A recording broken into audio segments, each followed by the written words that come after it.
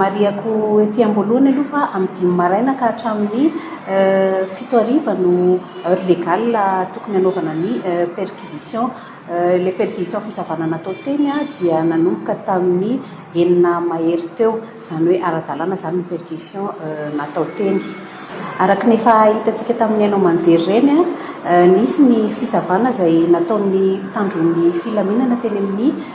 amphithéâtre ny Arena Ivandry. Tena ara-dalàna izy ireny satria naka mandat de perquisition avy tetỳ aminay tetỳ amin'ny fampanoavana ny mpitandron'ny filaminana voandroso tamin'ny izy ireny.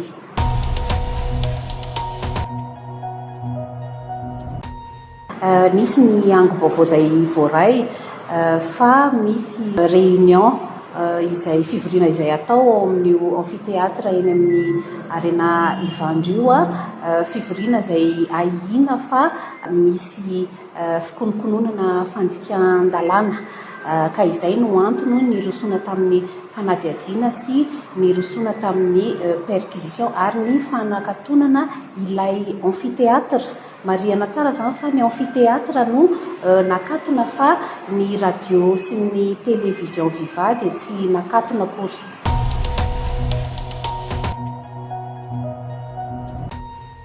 Ny fisamborana aloha mbola tsy misy fa mbola ao anatin'ny fanadihadiana tanteraka ny mpitandron'ny filaminana.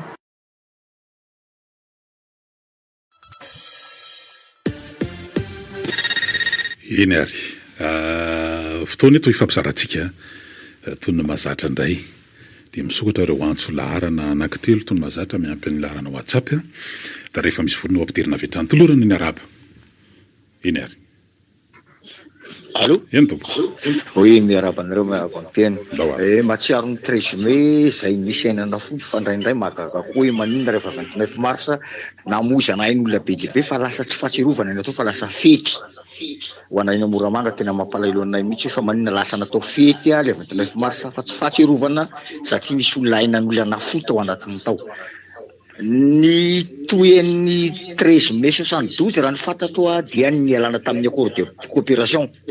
tamin'ny Frantsay ka zavatra telo ngeza be ny finiavana tany Paris ny 5 mai 1973 izy nanao sinian'izany ny capitaine de brigade Didier Ratsiraka izay lasa solota Tiorina sy ny misy ny économie finance Albert Maria Marsan reto ny teboka ngeza be telo tao miala eto Madagasikara ny base Frantsay taty Ivato Stade de Gaulle miala daholo ihany coopérant frantsay teto satria dia atra tany amin'ny chef Cisco tompoa dia hitako tany ambanivohitra anay fa mbola frantsay ary ny farany niala tao anaty zone franc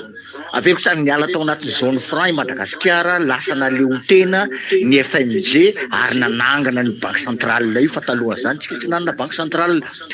dia ny tena ngezany indrindra ny toy izay nialana tao anaty zone franc zay niteraka zavatra ngeza biara-toekarena teto ary mbola zakaitsika mandrako ty ny androany io satria reto fotsiny teneniko tam mbola tao anatin'ny zone franc Madagasikara dia ny NFF 1 franc français égale 50 francs malagasy. Ny trésorier frantsay no niantoka ny budget général rehefa misy déficit ny budget général izay no nafahan'ny filotsiranana nametaka ny budget provincial fa be dia be tsy mahafantatra rehefa sahirana ny budget général entre 1963 jusqu'à 72 dia ny trésorerie frantsay no mameno banga tao anatin'ny budget général teto Madagasikara hany ka nalalaka ny filotsiranana nametaka ho any budget provincial daholo izy vola tokony hiditra tany fa ny toy izay koa dia nisy ny atao hoe dépense provinciale nisy fonctionnaire provincial nisy route provincial kapako fifamanino le zavatao rehefa be toy izany. Eny ary tsika moa zao anatin'ilay fotoana anaovana an'ity fanavaozana ity dia ahoana tokoa moa zany zao manomboka amin'ny resahana izy io hoe inona ny rafi-panjakana mety ho an'ny Madagasikara amin'izao toerana misy azy amin'izao contexte na amin'ny lafy national na international izao zany dia samy mandeha eo ny politika ny fiarahamonim-pirenena ny syndicat zao ny syndicat ny administration civile na synad nanao fionana zareo jery ahoana inona mba fahitana fanadihadiana zareo zany amin'ny hoe inona ny rafi-panjakana ny amin'ny hoe régime mety amin'ny Madagasikara dia makafaky eo zany zareo le hoe état unitaire sy le hoe état composé. Le état composé zany dia ahitanao zany hoe ny fédéral ny resaka hoe état régional sy ny sisa na hoe autonomie de province zany province autonome dia ny zareo teo anivon'ny Sinatra zany raha ny filohany dia laza mahitsy mazava fa hoe le mbola état unitaire zay aloha no rafi-panjakana mety amin'ny Madagasikara amin'izao toerana misy azy zao. Taloha raha isana ty antso manaraka ty. Herinandrem-pandiady akizako le izy. Rehefa niala taon'ny zone franc Madagasikara hoa dia ny 1 franc français égale 50 francs malagasy ary tsy nentoan'ny trésorerie frantsay intsony ny déficitny budget général teto Madagasikara. BDP ny toy an'izany nanomboka niala teto Madagasikara ihany koa ny colon frantsay zay namokatra zavatra ny exporté na zahoana devise fa ny devise talohan'io fotoana 72 io dia lasa tany amin'ny banque centrale frantsay satria tsika tsy nanana banque centrale teto dia natsangana ny banque centrale tamin'ny 73. Ny antony tena amin'izay zany tsika tamin'ny alalan'ny FMG ary ny anyena fampidirana vola devise ny vahaolana hitan'ny gouvernement Ramanantsoa zay ka mahitsy tsy Ramanantsoa fa ny gouvernement Ramanantsoa ny vahaolana hitany satria tsisy mamentsony budget général rehefa any déficit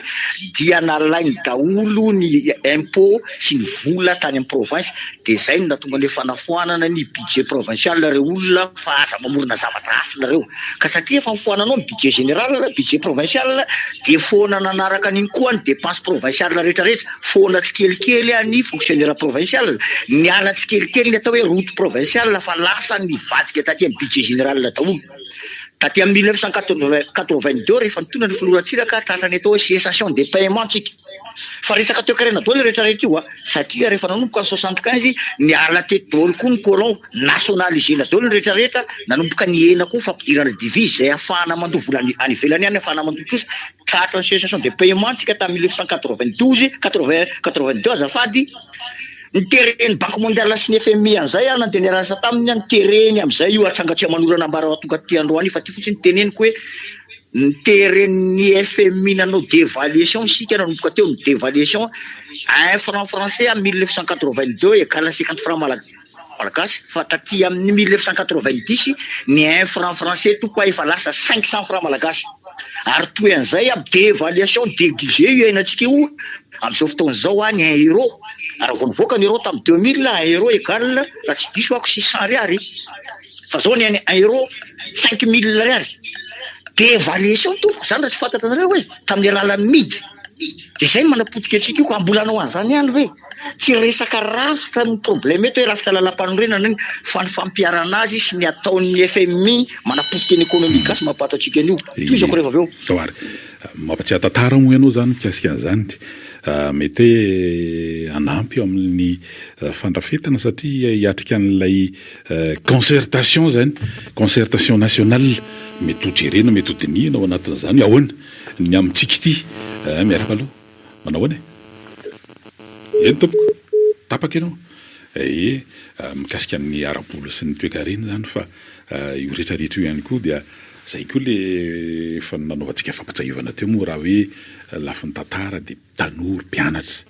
tanora asa dia ahoana zany ny sekolontsika nofana tanora sy amoaka tanora toy ny inona raha raisina toy ny indostria zany indostria amin'ny fampianarana ohatrany hoe misy vokatra dia mivokatra ny ahoana dia ohatrany mihirahira moa amin'izao fotoana izao misy tononkira ny sasany hoe mianatra dia vao dia lasa manao cache pointe mianatra dia vao dia lasa manao taxi moto zany dia ohatrany hoe hafahafa be ilay izy tsisy asa ratsy fa nazanatra zany tsy mbola miverina hoe inona ahoana ny amin'ny politika ny fampianarana io dia ahoana amin'ny politika ny asa eto Madagasikara andrasana ihany koa aloha zany resaka asa zay ny amin'ny hoe famaritana ny karama farany ambany zany le isan'ny nivoaka tamin'ny fankalazana ny andron'ny ray me voalohan'ny volana me zay fetin'ny asa amin'ny ankapobeny atao anatin'le kabary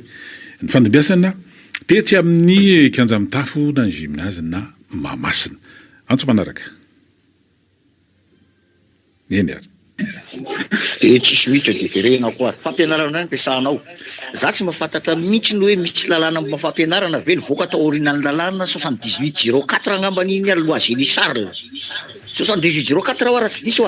tao aorianan'iny foanan'iny taty amin'ny 90 taty mba omeo anangy ny lalàna fampianarana eto Madagasikara dia misy programa mazava imbonina amin'ny mpianatra io hoe nopotehina koa ny raha fampianarana teto nanomboka taty amin'ny 1991-92 taty mbola niteren'ny FMI koa nanao ny hoe libéralisé ho any io dia libéralisation sauvage ny fampianarana eto Madagasikara satria zao feno ny école privée eraky ny vazamototra fa miamena araka ny teneno hijotsy tanteraka ny letany fampianarana eto talohan'ny 1990 tomboka mafy sary nienjana zany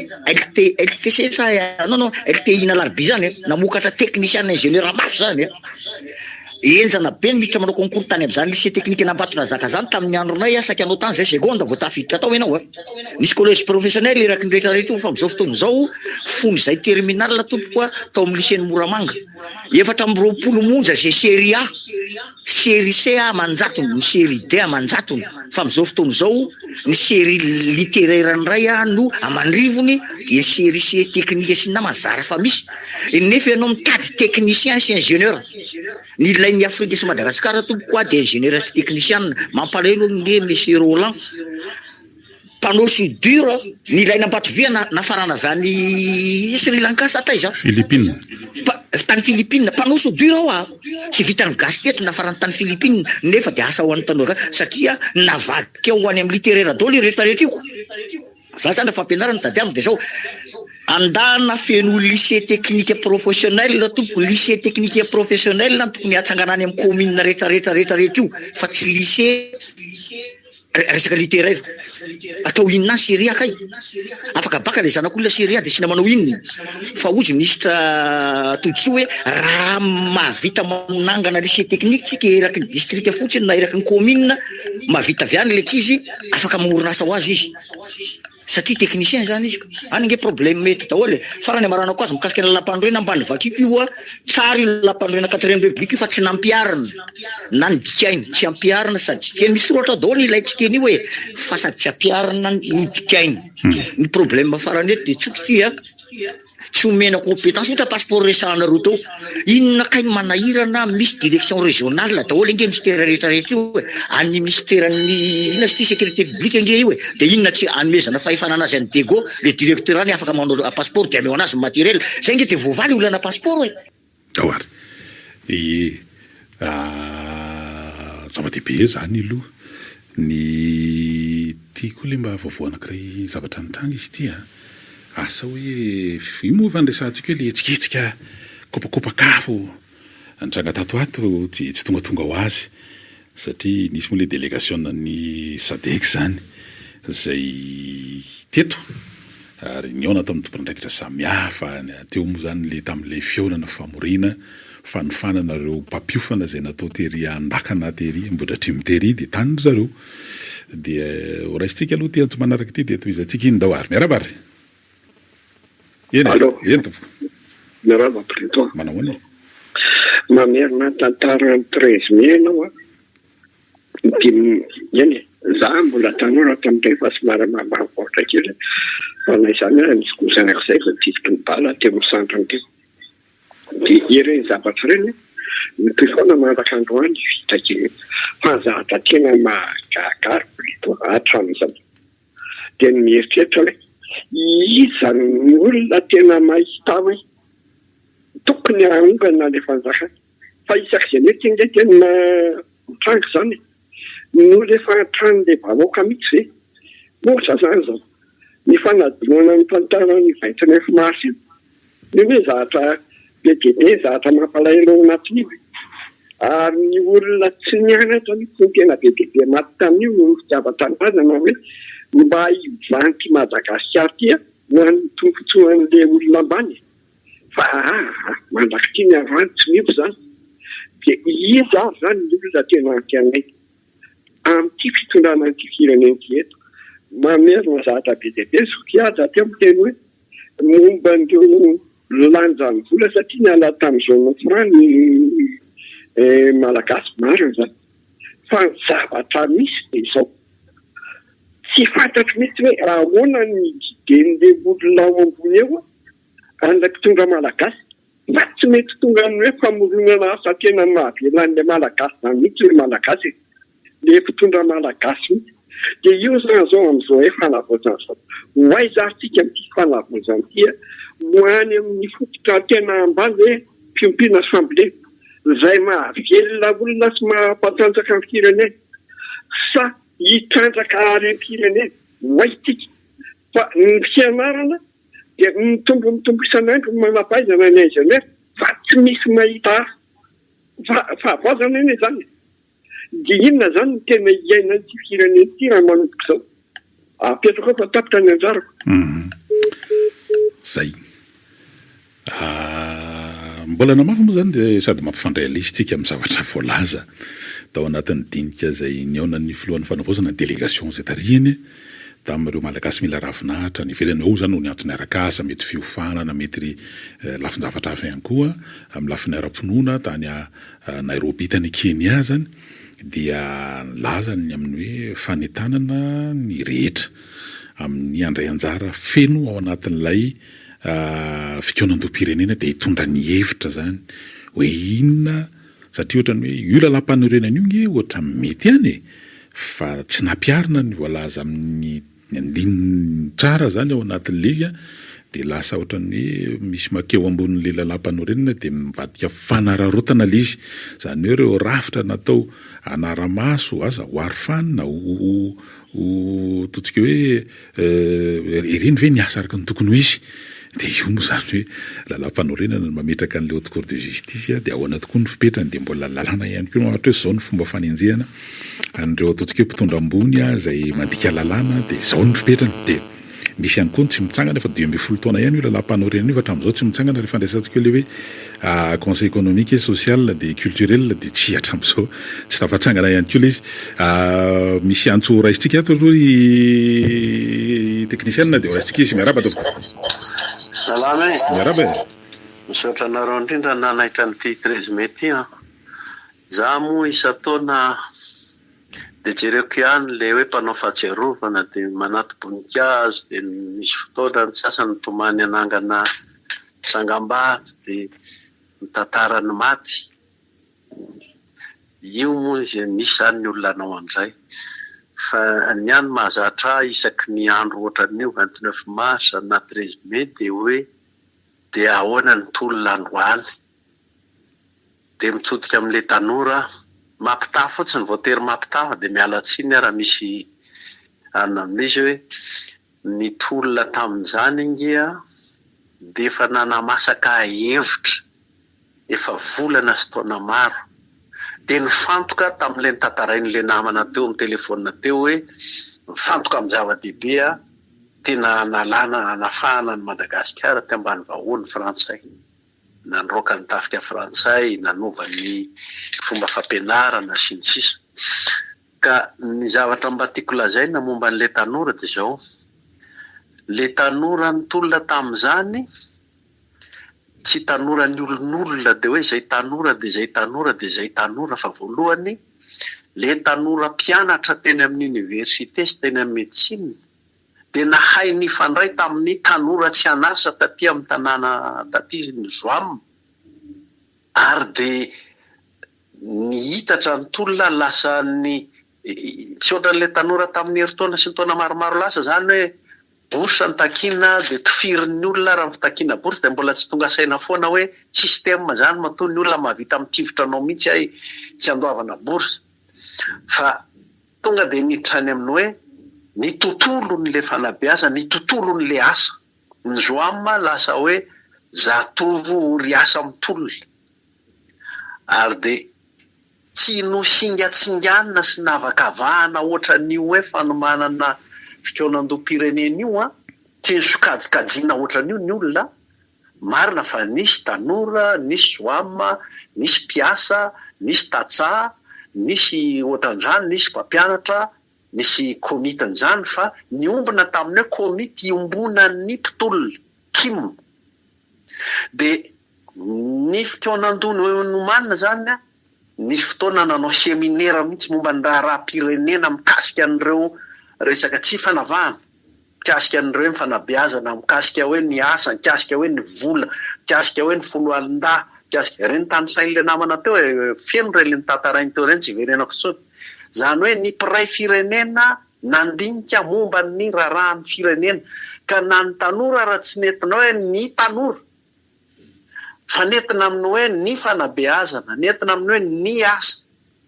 système éducatif teny frantsay moa ny resaka tamin'izany système éducatif sekoly miangatra sekolom-bazaha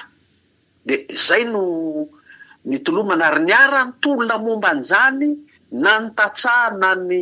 mpiasa tatehana ny tanan-dehibe sy ny sisa ny tiako amarana anazy eto zany de zao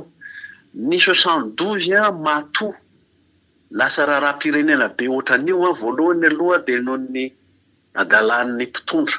te hanapepo an'le izy matompoka ny 13 mai ny adalan'ny mpitondra reny le atao hoe ombalana noto vato ka tapatandroko ny adalany tsy nanao inona hoe aninona ny tanora na ny tsy tanora fa de ny vorona andinika an'izany raharam-pirenena zany ny tena natao kanefa de ny sambotra izy ary ny tifotra izy de ny fototra tamin'le izy nampionga anazy faharoa tsy mba tanora nanao hoe ty amin'ny arabe mifanjakana ka dia hitady fanjakana ty amin'ny arabe zay ratsy oelona manao an'izany ary ratsy oelona ny mandoto saina ny tanora iny izy le mizara seza ho ana zay pila 19 tamin'iny zay ratsy oelona zay fa tanora niaraka tamin'ny tanora hafa rehetra tanan-dehibe sy ambanivohitra ny tanora tamin'izany na andeha nakany ambanivohitra daholo niparitaka nampanao seminaire niaraka tamin'ny tatsaha firenena ny resaka de mba nisy an'ireo vokatra lazain'le namana teo reny fa jamais anao nahita hoe zay nitolona ka de zay tokony ho seza zay zava-dehibe tamin'ny 60 tsy nisy an'izay hany karamanatsoa niezaka ny nanao kodareo zareo miaramila zany hoe niezaka ny hoe anatankina n'le etsika le congrès pirenena mitovy amin'ity le veritsika fikaonandom-pirenena ity zany le congrès pirenena tsaika atao septembre niaza ny fifidianana ny le loi ina moa loi constitution ohatrany niletika izy zany asa rahana fa afaka atoizantsika amin'ny antso manaraka na fotoana manaraka mbola hoana eny ary somary tapaka kely izy teo somary tapaka kely ndao ye raha manatsoa zany de nanatankina an'le izy fa ny fangalany fahefana feno ny tena nataony zava-dehibe noho nzay izy tafaka raha teo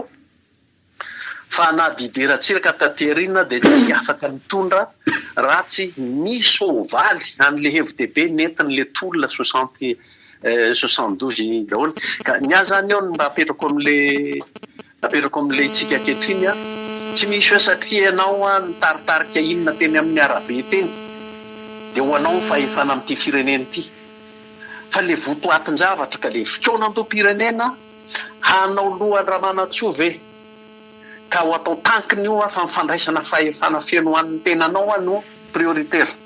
zay ve fa zay natao tamin'ny 72 de zao nitoy sa tena anao fikaonantom-pirenena de ny hevitra masaka mihitsy hanafaka n'ity firenena ity amin'izay mangeja azy rehetrarehetra no atao de arakarak'izay ny fahefana manaraka fa eto tsy misy olombelona hoe mizahano mesy na hoe ny olona tahaka hoe ny tanora na nyzokonjokony na nyzokony be no tena mpanavotra n'ity firenena ity fa le mpiray firenena no nyray mihetsika zay no mba azo lazaina sy mba namomba ny ankehitriny fa ny fahatsiarovana moa fahatsiarovana daholo samy manana fomba fahatsiarovana za tsy mba nanaty voninkazo na amin'ny novambra manao an'izany any amin'ny ray aman-dreny eny ary efa misy antso vonina manaraka de raisina vezana izy miarabary allo tompoko radio dao ary fahasalamana tompoko miarabe momba ny 72 ny tiako resahany eny ary ty mpianatry ny be filatana ny tena nitarika an'izy io fa talohan'io tamin'ny 61 de efa nitolona mpianatry be filatanana misy an'izany vonga kena tsisy fandraisina ny monument io fa tena tolona mana de nitarika ty amin'ny 72 fa ny nampalahelo nisy nidrapidrapy izy io ka raha tena lala ny tantaran'ny 72 tsika de tsara ao andriamatoa akademisien anjato ery ramakaveo sisy mbola velona ny président AUMP tamin'izany fikambana ny mpianatra be filatanana ny asany Katso fa fusion ny Zola reo nahatonga ny 72 zay ihany to misaotra betsaka. Ndawary. Zava-dehibe ny tanora ankehitriny moa zany tena isany indrindra fa ny mpianatra ny mpandalina tantara misy velatsary zay tanterahany etsy Ambohidahy amin'le hoe trano sary eo amin'le fanaovana fampiratiana sary io zany